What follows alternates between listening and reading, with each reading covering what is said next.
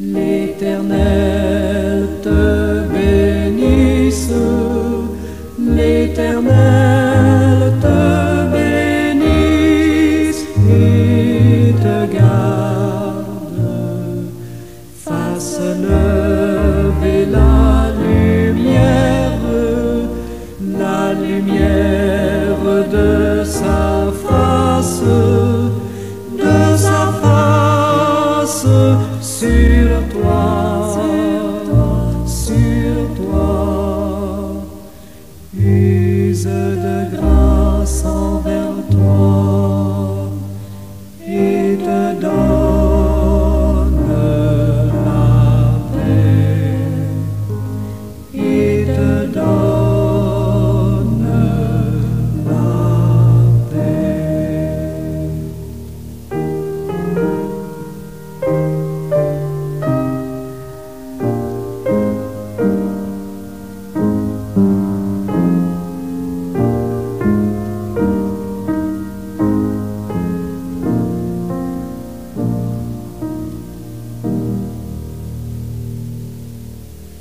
L'Éternel te bénisse, l'Éternel te bénisse et te garde, fasse lever la lumière de sa face sur toi, use de grâce envers toi et te donne la paix, et te donne la paix.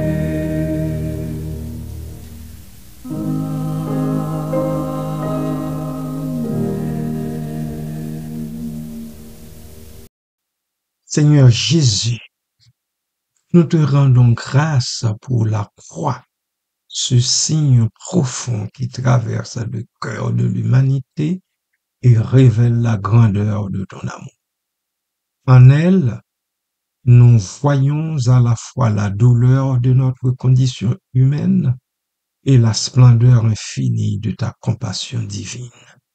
Sur cette croix, tu as accepté de porter nos souffrances, nos peines, nos luttes et nos péchés, faisant de cet instrument de torture un trône d'amour. Ô Jésus, lorsque nous contemplons la croix, nous sommes saisis par la profondeur de ton sacrifice. Elle nous rappelle que rien ne peut surpasser l'étendue de ton amour, ni nos erreurs, ni nos faiblesses, ni même nos doutes. La croix n'est pas seulement un rappel de la douleur, elle est une proclamation d'espoir, une preuve éclatante que l'amour divin triomphe toujours sur les ténèbres. Seigneur, élève nos cœurs aujourd'hui comme tu élèves ceux qui se tournent vers toi. Apprends-nous à contempler ta croix, non seulement comme un symbole, mais comme une invitation à abandonner nos fardeaux des pieds. Que chaque regard posé sur cette croix nous rappelle que nous sommes aimés au-delà de toute mesure, pardonnés sans limite et appelés à une vie nouvelle en toi. Esprit Saint, donne-nous la grâce de méditer souvent sur la croix afin qu'elle transforme notre manière de vivre, de penser et d'aimer.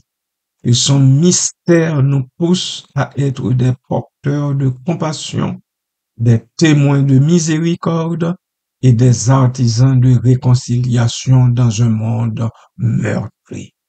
Gloire à toi, ô Jésus, qui a fait de la croix un lieu de rencontre entre la douleur humaine et l'amour divin.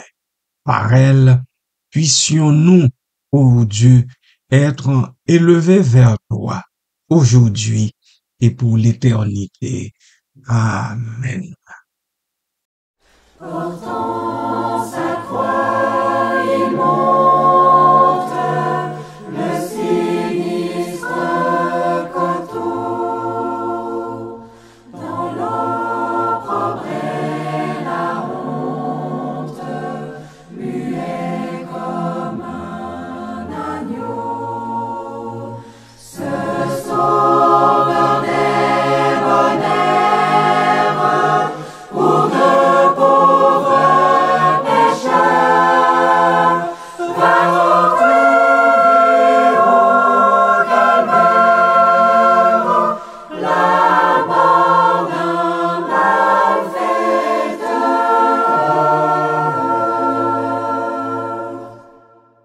Sur cette croix sanglante, sous le divin courroux, regarde âme tremblante, l'agneau souffrant pour nous. Il porte sur lui-même nos péchés odieux, dès la grâce suprême, il veut ouvrir les cieux. Ô charité profonde, insondable grandeur, le Créateur du monde veut être ton sauveur. Il aimera ta place, il t'offre le salut, accepte donc sa grâce, c'est pour toi qu'il mourut.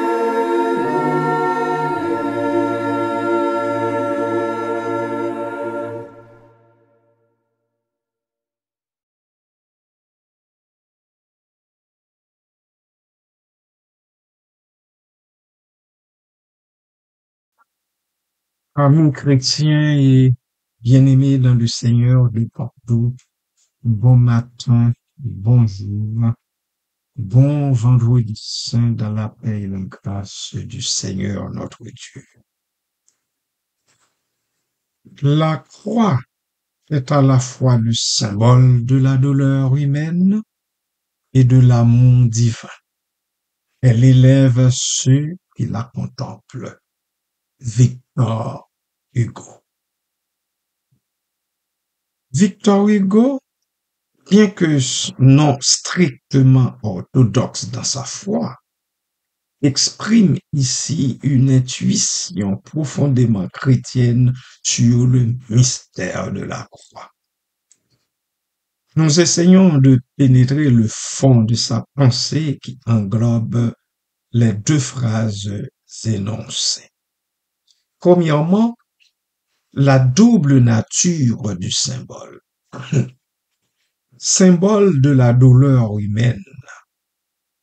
Hugo voit dans la croix la condensation de toutes les souffrances humaines.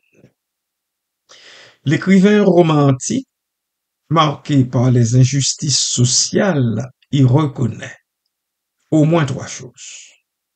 Premièrement, la souffrance des innocents, comme dans son roman Les Misérables. L'oppression des puissants sur les faibles. La mort comme destin universel. Symbole de l'amour divin, dit-il, pour Hugo, La croix représente l'abaissement volontaire de Dieu, le Dieu fait homme et souffrant. Il l'écrit noir sur blanc dans la fin de Satan, la réponse divine à la misère humaine, le pardon qui transcende la justice humaine. Arrêtons-nous un instant pour essayer de digérer tout cela.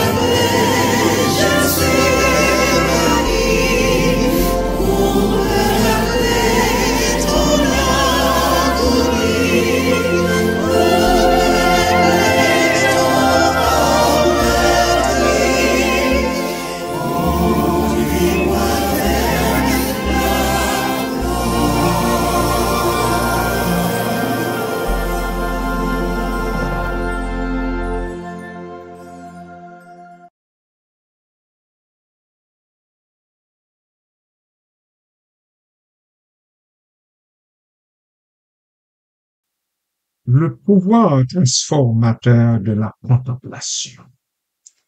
Hugo développe ici une véritable théologie du regard. Elle élève, verbe important qui évoque premièrement une élévation spirituelle, contemplation mystique, une libération morale, la croix comme remède à l'égoïsme, une promotion sociale. Hugo associe souvent christianisme et progrès social. Ceux qui la contemplent. Hugo insiste sur l'acte volontaire de regarder la croix. Ce n'est pas une imposition, on le fait volontairement. La transformation intérieure par la méditation, la dimension esthétique. L'artiste est particulièrement sensible à ce pouvoir. Contexte hugolien, cette phrase s'inscrit dans trois choses. Sa vision progressiste du christianisme, son rejet du catholicisme institutionnel, mais attachement à la figure du Christ, sa croyance en une évolution spirituelle de l'humanité.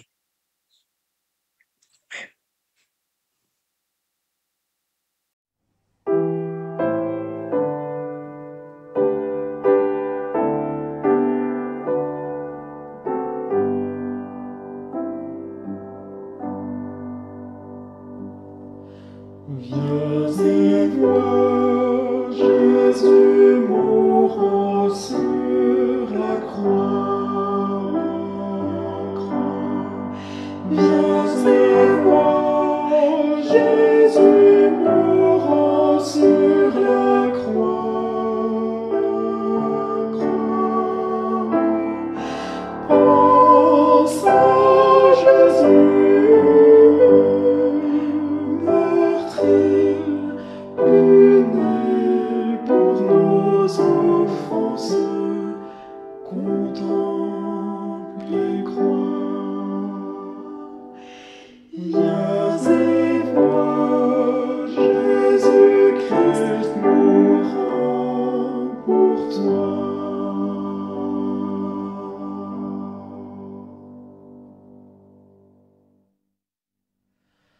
Viens et vois, il est cloué sur le bois, Viens et vois, il est cloué sur le bois.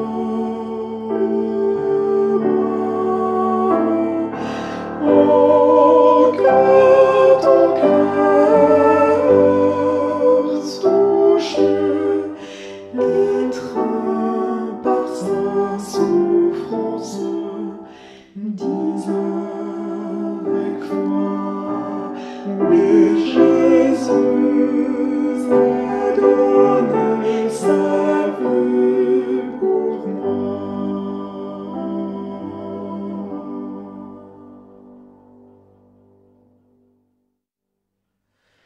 Viens et vois, Jésus est ressuscité.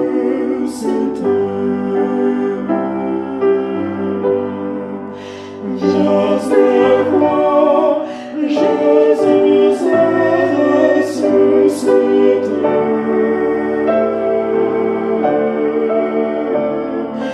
Il est vainqueur, et sa victoire te donne bien du cœur. Viens et vois, Jésus est ressuscité.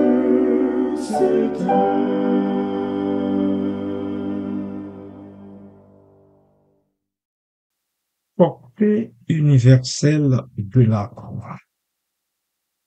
Hugo dépasse le cadre confessionnel. La croix devient archétype de toute souffrance transcendée, symbole de réconciliation des contraires, divin, humain, justice, pardon, modèle pour tout engagement humaniste. Résonance biblique, on peut rapprocher cette pensée de Jean chapitre 12, verset 32. Quand j'aurai été élevé, j'attirerai tous les hommes à moi, dit le Seigneur Jésus. L'épître aux Hébreux nous dit ceci. Le Christ compatissant nous parle du Christ compatissant à nos faiblesses. Quant à la tradition franciscaine, eh bien, elle fait écho de la joie dans la. Cette phrase de Victor Hugo condense ainsi la vision hugolienne d'un christianisme humaniste où la croix devient le symbole suprême de l'espérance dans la souffrance, bien au-delà des cadres ecclésiaux. Victor Hugo rejoint ici les grands mystiques tout en restant fidèle à son idéal romantique de rédemption par l'amour. Ô bien-aimé de Dieu, que dans son immuable bonté, le Seigneur Jésus, divin ressuscité, vous visite aujourd'hui même et vous fasse la grâce de comprendre le symbole de sa croix. Restez richement bénis, vous toutes et tous, en lui.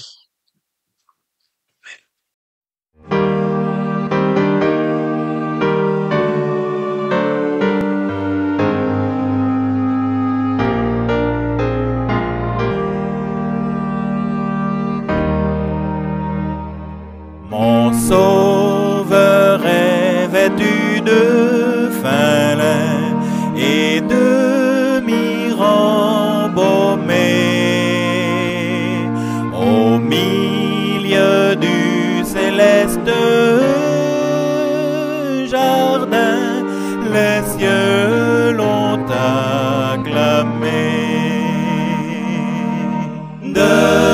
ces merveilleux palais d'ivoire, dans ce monde perdu.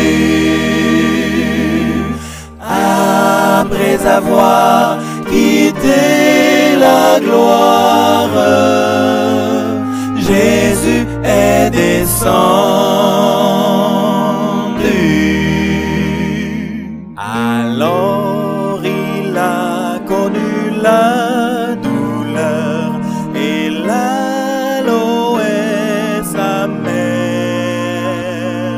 Ce fut pour nous sauver du malheur, à jamais de l'enfer.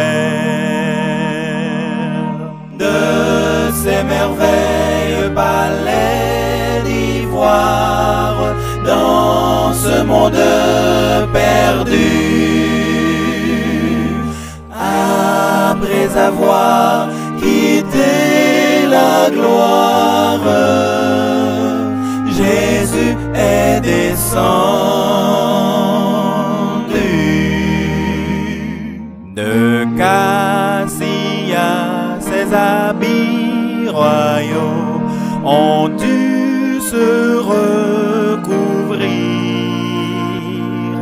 Il a bien voulu porter nos maux pour pouvoir les guérir. De ces merveilleux palais d'ivoire, dans ce monde perdu, après avoir quitté la gloire, Jésus est descendu.